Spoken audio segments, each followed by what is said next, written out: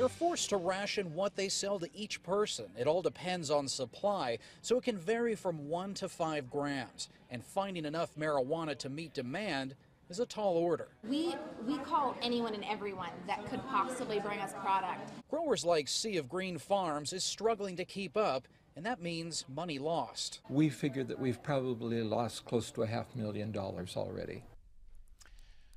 While it may not be legal everywhere, fair to say the money that is flowing through and around marijuana crops across America has the potential of touching the lives of those who will never touch a joint nor a bud in their lives.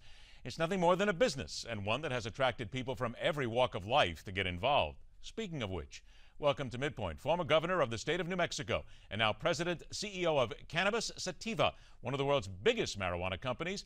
Gary Johnson joins us. Governor, thank you so much for being here today. Well, great to be with you. Thank you. Governor, why make the choice to get involved in a marijuana company? Well, for me, it's the notion of actually making the world a better place and then potentially making money to boot. And by making the world a better place on the medical side of marijuana, the fact that marijuana directly competes with legal prescription painkillers that are opiate-based and statistically kill 100,000 people a year. On the medical side, when you look at CBD oil and the fact that it has shown remarkable results with kids with epilepsy, MS, Parkinson's, when you realize that CBG, which is another one of the cannabinoids in the cannabis plant, has shown remarkable results when it comes to Alzheimer's. This is the medical side of it. And then on the recreational side of it, I have always maintained that legalizing marijuana will lead to less overall substance abuse because people will find it as such a safer alternative than alcohol or even harder drugs. And we are not involved in smoke products. We're involved in edibles, lozenge, the fact that our products will be taken orally. I think people have an aversion to smoking, and with the legalization of marijuana, these products can be delivered, like I say, orally. Now, you realize, of course, and I'm sure this has happened to you before, when you say things like you believe you're changing the planet for the better, before you talk about medicinal purposes, you know there's a lot of people out there who are A, smiling, and some of them are going, B, are you serious? How can you do that? You used to be a governor, for crying out loud. Well, my own personal experience, when I saw this whole medical marijuana movement start up, I supported it from the very get-go because it was a way of it was a way for people to use their marijuana and not be criminalized for that behavior. What I had no idea was, in fact, the efficacy of marijuana. I mean, this is medical marijuana.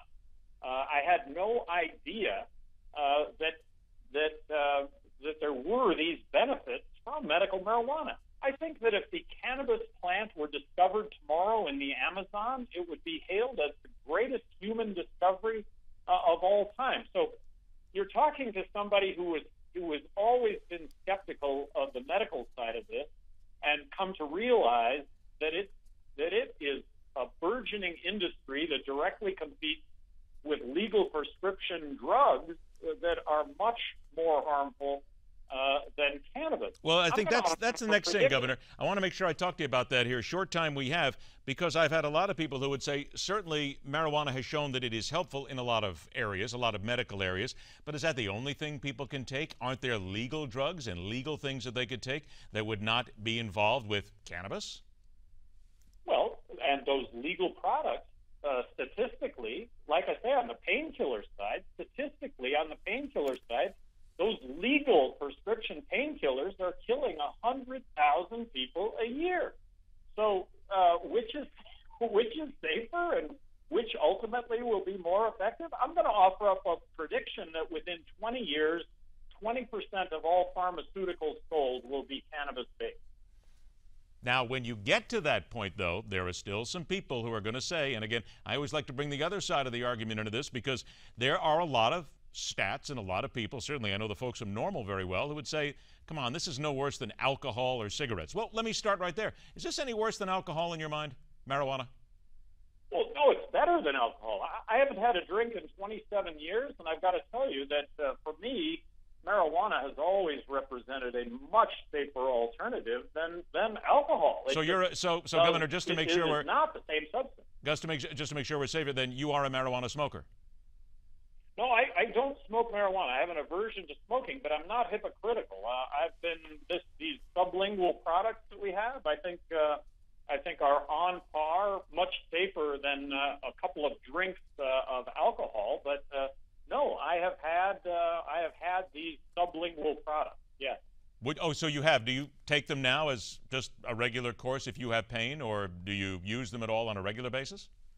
Well, not on a regular basis, but just like you might go out once a week and have a few drinks. I'm in that category now of having something sublingual, and like I say, I just find it to be very pleasant. And if you were to compare my experience with having a few drinks, I just suggest that the marijuana products are, in fact, much safer and offer perhaps the same level of pleasure that someone who's having a couple of drinks would have. Do you think that we're looking at a time when, let's say, 5 years from now, where marijuana will be completely legal? How long do you think that'll take before it's legal anywhere in America? And just like alcohol, you can go into a store and buy some.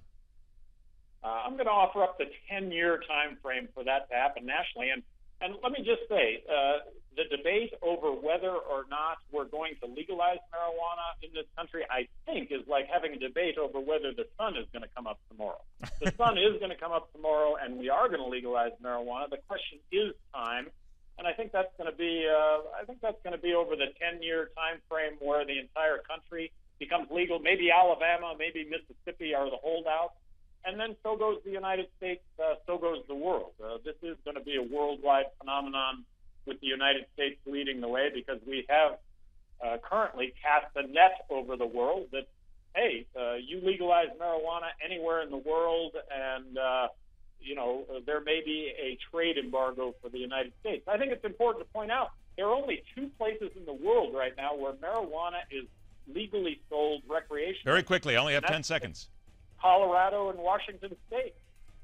Governor, Governor, I wish you a lot of luck. We do with cannabis sativa, and also I got to tell you, I think you're going to make a lot of fast food joints and drive-in windows very happy over the years. So well, it's an appetite suppressant. There you go. All right, Governor. Amy. Thanks so much for joining us. Unfortunately, we're all out of time. MidPoint will continue right after this.